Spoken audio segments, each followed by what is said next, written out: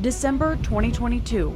Little did we know what impact this storm would have on the western New York community. With winds gusting near 70 miles per hour, causing whiteout conditions with that blizzard warning in effect from tomorrow morning through Sunday morning. Days before the storm hit, the National Weather Service and the 7 Weather team of meteorologists predicted this would be a once-in-a-generation storm with strong winds and zero visibility. This is going to be a 3-day event here. On December 22nd, the day before the blizzard hit, officials began preparing for the worst. This could be a once-in-a-generational storm. We are asking residents to continue to be cautious and to be responsible.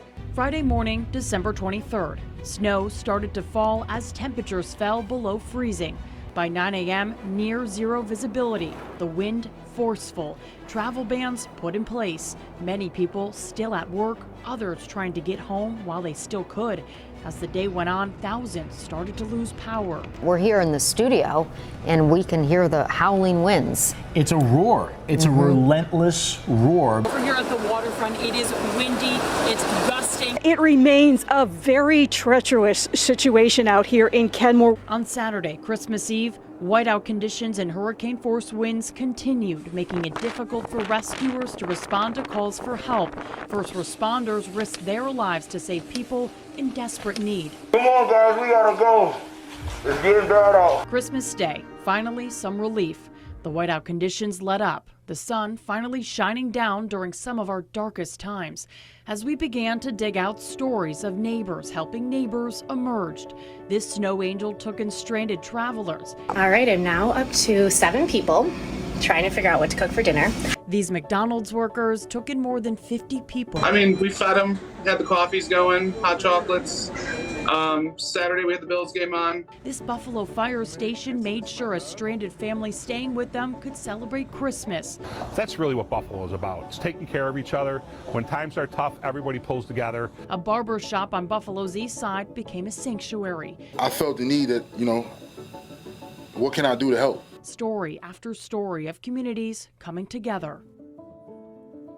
But as the days went on, we started learning the names, the stories of the 47 neighbors who lost their lives during the Christmas blizzard. Violeta Quiñones lost her partner of 5 years, Henry Tolado, who died of a heart attack. I call the police. I call National Guard. I call everybody to try to help me. Nobody show up. Edie Saita lost her mom, Stasha, who died in her car on the 33. She said, I love you. And I said, Mama, I love you too. And she said, please pray for me. And I said, I will pray for you.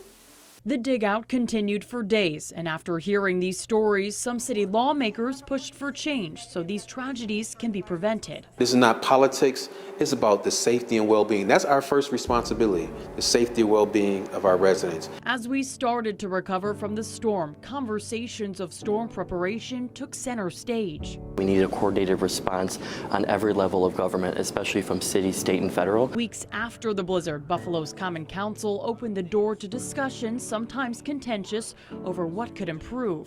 Commissioner, I think we've established the equipment's old. We need to be preventative and we need to be proactive. We can't continue to be reactive. Snow response plans and securing new equipment for Buffalo's bravest were just some of the priorities city leaders wanted to address. I hope that we will be able to continue to move forward and have a civil conversation so that we can find out, what went right, what went wrong. In February, a step toward change. The Common Council approved positions for an emergency manager and a fleet manager. This person is a coordinator. That is a skill set. A person who could communicate very well to people who are heads of departments, who are executives of counties.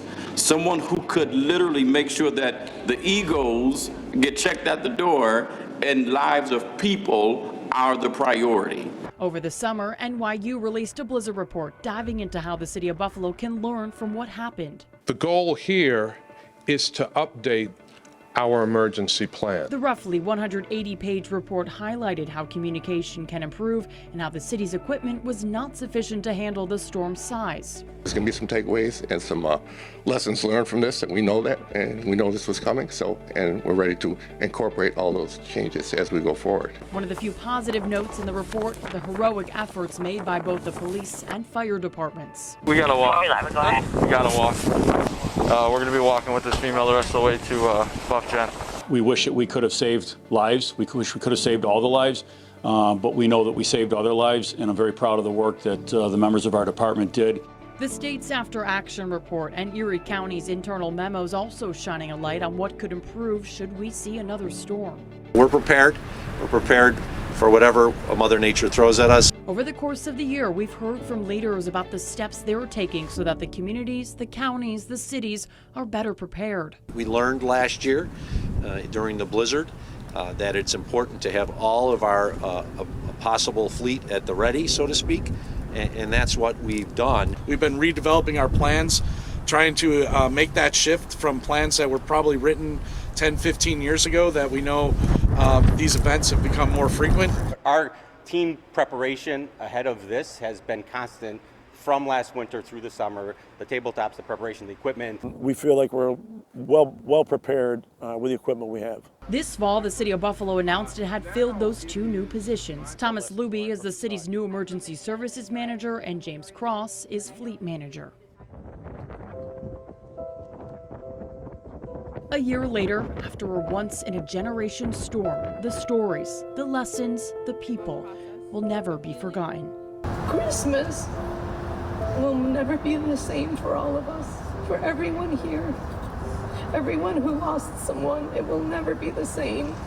Krista Morand, 7 News.